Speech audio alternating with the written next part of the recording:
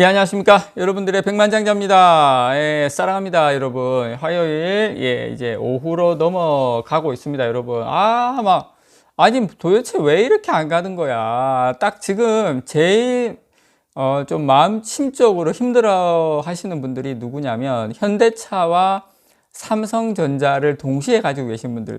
혹시 우리 구독자나 제 영상을 시청하시는 분들 중에 혹시나 계실지는 모르겠습니다. 삼성전자와 현대차를 동시에 가지고 계시면 최근의 장은 정말로 힘드실 수도 있겠다는 생각이 좀 들어요. 자, 삼성전자 왜 이렇게 밀리지? 지금 뭐 이렇게 뭐가 문제가 있나? 근데 여러분 이렇게 보시면 지금 이제 현대자동차부터 일단 설명을 드리고 이제 삼성전자 이제 말씀을 좀 드리면 일단 오늘 현대차가 거의 2% 내외, 2% 넘게 막 이렇게 좀 빠지고 있거든요. 타 종목 대비 지금 하락폭이 좀 큰 모양입니다. 지금까지 하락폭도 좀 더 컸고, 지금 아직 확정된 게 아니잖아요.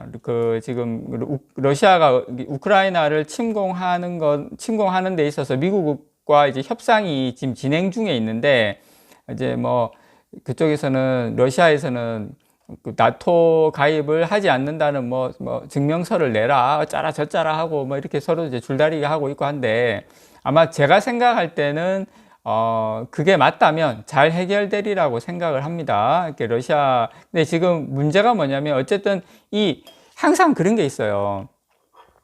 그런 문제가 있을 것이다 라는 상태가 있으면 주가는 빠져요. 그러니까 그게 해결되고 나면 주가는 문제가 없는데 아리까리할 때 그때는 주가는 이 아리까리한 거에서 항상 최악의 경우도 있을 수 있다는 걸 반영을 하고 있기 때문에 지금 특히 현대차 그리고 삼성전자가 좀 밀리고 있다. 현대차 같은 경우에 여러분 이 자동차 업계가 지금 사실 어떻게 보면 그 러시아의 가장 많은 지금 한국이 러시아에 한 15개 정도 수출 품목이 있는데 그 중에서 가장 비중이 큰 품목이 바로 자동차입니다, 여러분.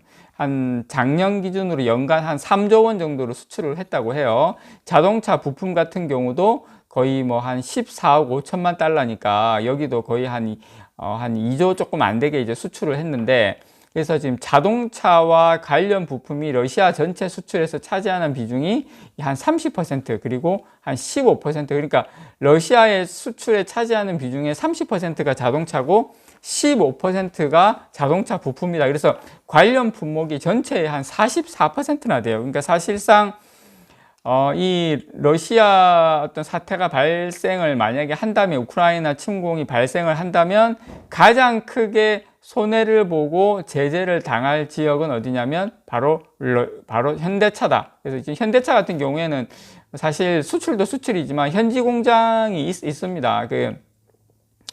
거기가 상트페레 루브르크인가 하여튼 거기 한 20만 대 정도 제가 알고 있기로는 생산 공장을 갖추고 있는 것으로 알고 있어요. 그래서 거기는 원래는 10만 대였는데 재작년이구나. 재작년 11월 달에 한 10만 대 규모의 현지에 있는 GM, 제너럴 모터스 공장을 인수하면서 한 20만 대 정도 제가 알고 있기로는 러시아에 이제 공장이 있는 걸로 알고 있습니다. 그래서 어쨌든 이렇게 되면 그러면은 저기 러시아 현지에 있는 거는 괜찮지 않아요. 이게 현지에 있는 것도 아무래도 위축되겠죠. 내수 시장이 전쟁이 일어나고 이러면 어떤 형식으로든 위축이 되고 부품도 안 들어가고 여러 가지 어떤 문제가 생기죠. 그래서 지금 러시아에서 현대차가 가지고 있는 그런 여러 가지 어떤 내수, 여러 가지 수출 이런 걸 감안했을 때 좀 리스크가 가장 크다. 그렇기 때문에 지금 현대차가 주가가 조금 멜롱이다. 여러분 그렇게 이해를 하시면 되고, 삼성전자는 왜 그렇습니까? 삼성전자 같은 경우에는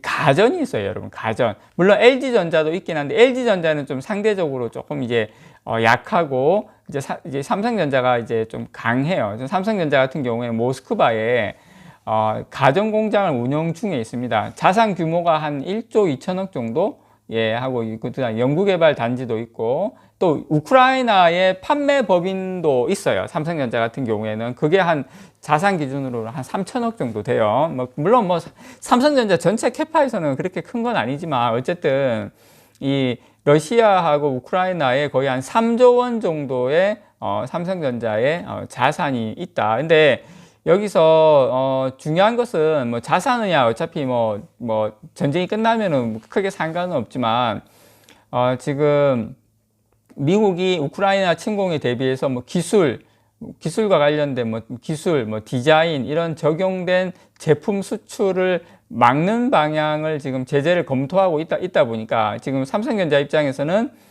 지금 LG전자는 상대적으로 덜 빠지죠. 왜 덜 빠지냐면 LG전자는 이제 가전만 있고 또 가전 같은 경우에는 이제 현지에 있는데 삼성전자 같은 경우에는 어떻게 했습니까? 스마트폰이 있죠. 예, 스마트폰 같은 경우에 작년 3분기로 해가지고 그 삼성전자 러시아 스마트폰 시장 점유율이 한 34% 정도 됩니다, 여러분. 어마어마하죠.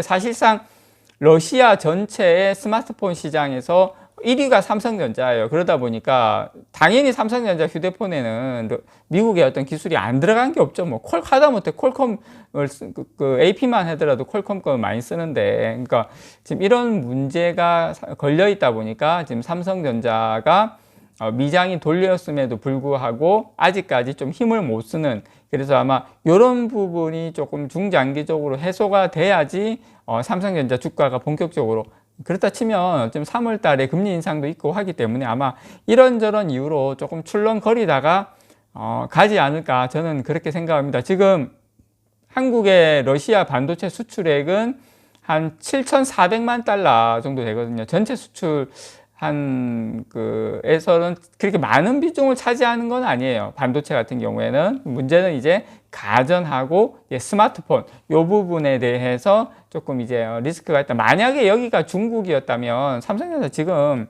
4% 5%였을 겁니다. 그렇지만 러시아이기 때문에 상대적으로, 또 우크라이나이기 때문에 상대적으로 삼성전자 주가 하락은 요 정도 선에서 마무리 짓는 것 같다. 그리고 바로 V자 반등으로 막 이렇게 크게는 가기 힘들 것 같아요. 우크라이나 사태나 뭐 어떤 27일날 FOMC가 있고 하기 때문에 아마 다음 달이나 길게는 3월 달까지는 여러분들께서 마음의 준비를 좀 하시는 게, 제가 이건 한 달 전에 이미 말씀을 드렸어요. 3개월 동안 각오하셔야 됩니다 하고, 이런저런 물론 색다른 악재가 많이 터지긴 했지만 여러분들께서 그런 마음으로 좀 기다리시면 간다는 거, 이거는 삼성전자 자체의 악재가 아니기 때문에 기다리면 간다. 이 기간이 좀 힘들 뿐이지 기다리면 간다. 이상 여러분들의 백만장자였습니다. 사랑합니다, 여러분.